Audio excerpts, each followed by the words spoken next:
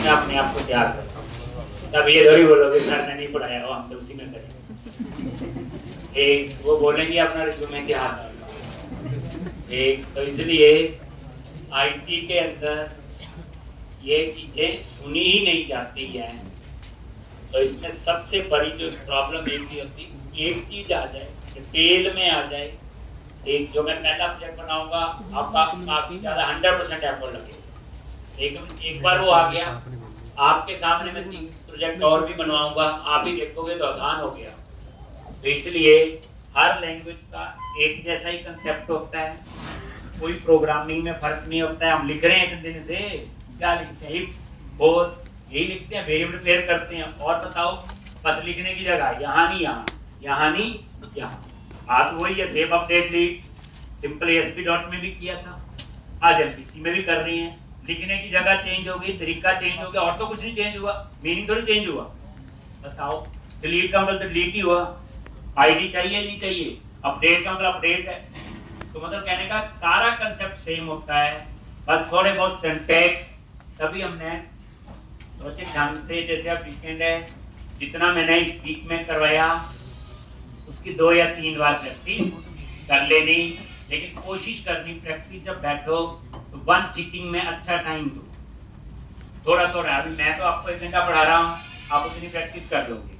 अब आपको मंडे से लेके आज तक का पूरा, क्योंकि जब कंपनी में बच्चे जॉब करते हो, 2 साल प्रोजेक्ट पे काम किया, तो पहले महीने जो काम किया होगा वो भी पता होना चाहिए, लास्ट मंथ में जो काम चल रहा है वो फ्लो होता है पूरा एप्लीकेशन का, तभी हम लोग काम कर पाते हैं। तो इसीलिए मेरा कहना यह है कि आप लोग 1 सिटिंग में, जैसे कल प्रैक्टिस करो 4-5 घंटे कर सकते हो, फिर दोबारा से 1 सिटिंग में जो कोशिश करो।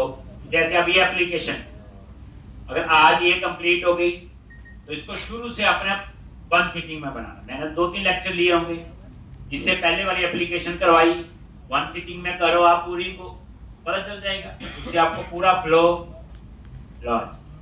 तो आज हम लोग मेरे ख्याल से शुरू करेंगे वैलिडेशन।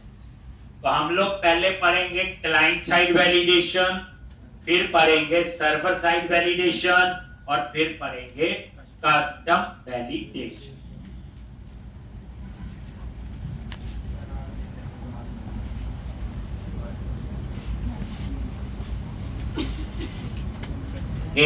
अब यहां पे सबसे पहले वैलिडेशन के लिए मॉडल में जाओ, स्टूडेंट मॉडल। यहां पे हम डिसाइड करेंगे क्या क्या वैलिडेशन लगेगी। नेम को आप खाली नहीं छोड़ सकते, तो यहां पे मैं क्या करूंगा, ध्यान से, ये आपने रिक्वायर्ड, एक एरर आ रही, इसका नेम स्पेस ऐड कर लो, माउस लेके गए, system dot component model dot data annotation, ये नेम स्पेस ऊपर ऐड हो गया, और वो दे ये लो, system dot component model dot data annotation.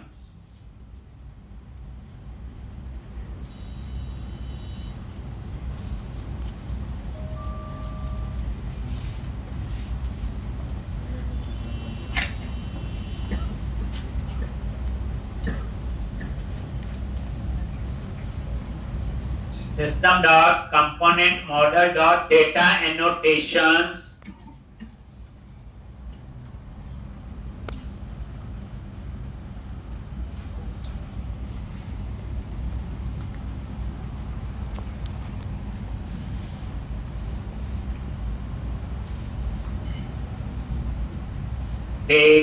और ये रिक्वायर। अब ऐसे नेम को खाली नहीं छोड़ सकते, फिर रिक्वायर, नहीं तो स्ट्रिंग में तो नल आ सकता है। एक अब एज इंटीजर है, तो इसमें नल आ ही नहीं सकता, इसके ऊपर रिक्वायर लगाओ चाहे ना लगाओ, क्योंकि इसमें नल लेबल फॉल्स है, दिखाया था आपको।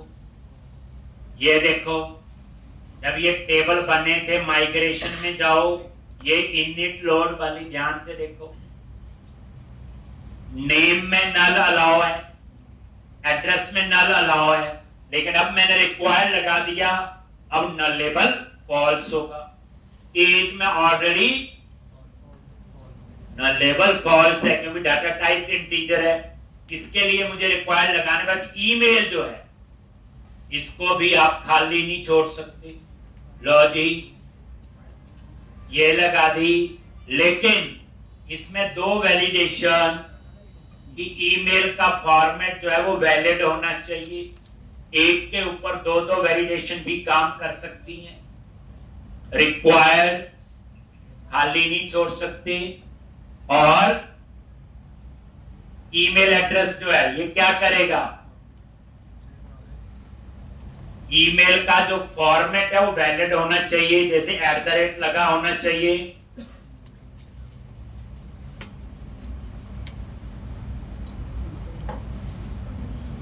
अब एज पे वैलिडेशन लगानी है।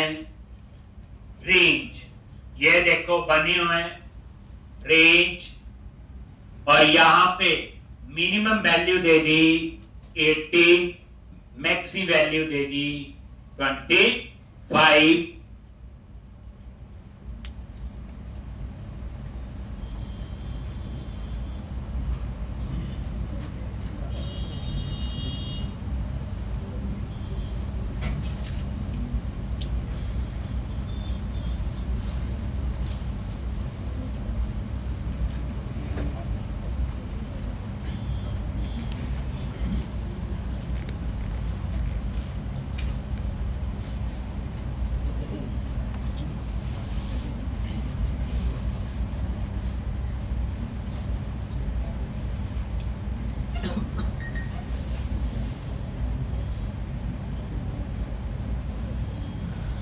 एक रेंज,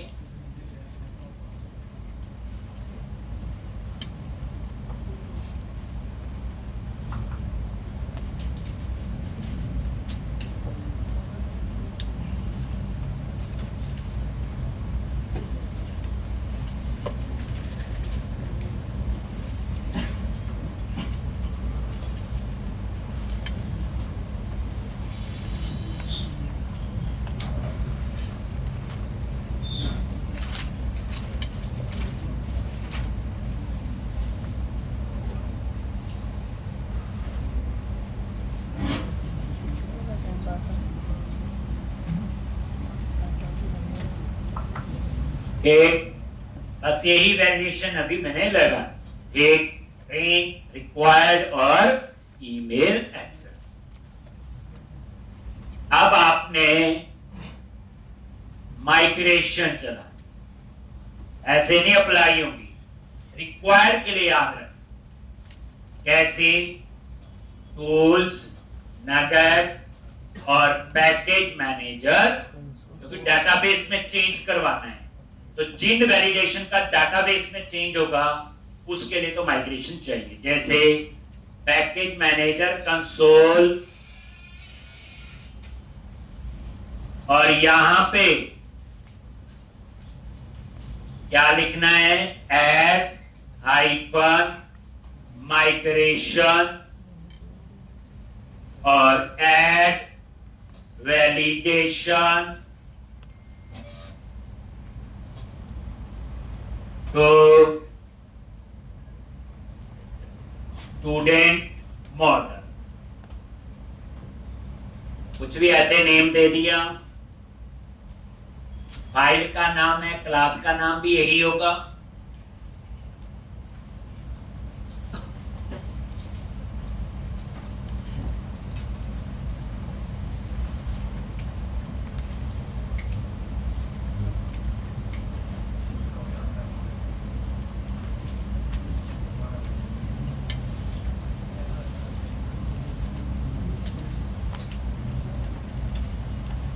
और ये देखो, ये एक नई क्लास बन गई, और ये देखो ये माइग्रेशन फोल्डर में भी फाइल बन गई। और ये देखो ऑल्टर कॉलम स्टूडेंट का नेम, और यहां क्या आ गया, nullable false, address nullable false, email nullable। तो जब बच्चे रिक्वायर्ड वैलिडेशन लगाओगे तो माइग्रेशन चलानी पड़े, क्योंकि उसमें डाटाबेस के कॉलम पे इंपैक्ट होगा। बाकी थोड़ा लिखा है, रेंज थोड़ी लिखा है, वो थोड़ी यहां पे है, ठीक। और नीचे देखो ये अल्टर, ये पुराने थे, तो ये आपके रिमूव होके ये वाले ऐड हो जाएंगे, पुराने थे ना, ठीक। तो मतलब ये है, अब nullable false का मतलब है कि इसमें नल नहीं आ सकता। अब क्या करो, यहां पे क्या लिखोगे, update icon database, update icon database,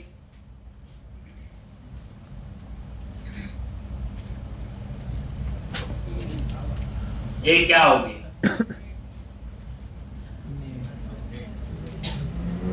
ये क्यों एरर आ गई, रेड कलर में एरर रही है बच्चे, क्यों आ गई, क्योंकि इस टेबल में पहले से नल डला हुआ। याद है कल मैंने एक इंसर्ट किया था, खाली था, अब मान लो नेम में पहले से नल है, एड्रेस में पहले से नल है, ईमेल में नल है, और अब हम कह रहे नॉट नल, तो ये वो एरर देगा। तो इसको कैसे ठीक करूंगा, टेबल में जाके उस रो को डिलीट करूंगा और फिर ये कमांड चलाऊंगा। ठीक, मतलब पहले से अगर नल है तो सर्वर एक्सप्लोरर में गए, देखो ध्यान से, डेटाबेस,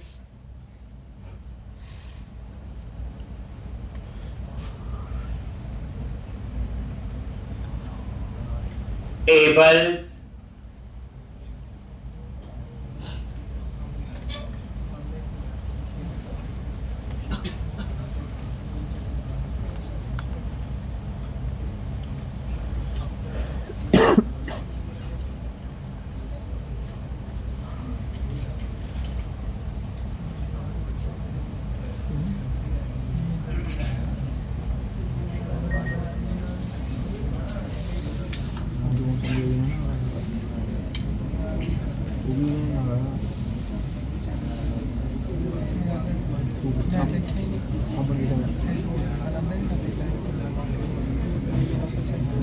ये देखो स्टूडेंट्स पे राइट क्लिक किया,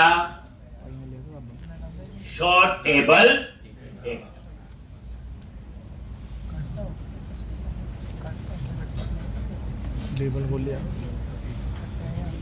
तो इस असाइनमेंट में हम वैलिडेशन टॉपिक कवर करें। ये देखो थर्ड वाली रो में नल नहीं आ रहा है, तो इसको सेलेक्ट करके क्या करो, डिलीट, यस हो गया जी डिलीट।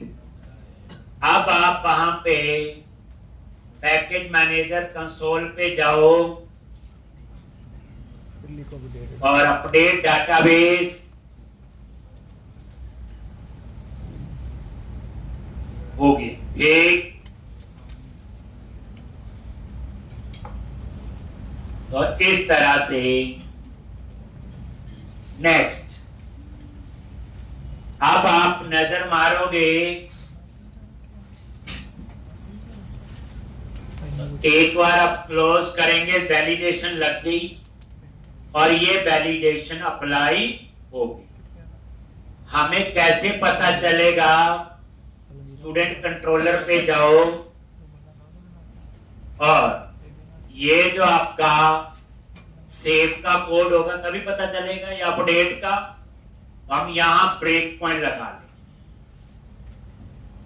ठीक है जी, अब आप रन करो, वैलिडेशन लग गई, डाटाबेस में लग गई, आप देखो ठीक। तो यहां पे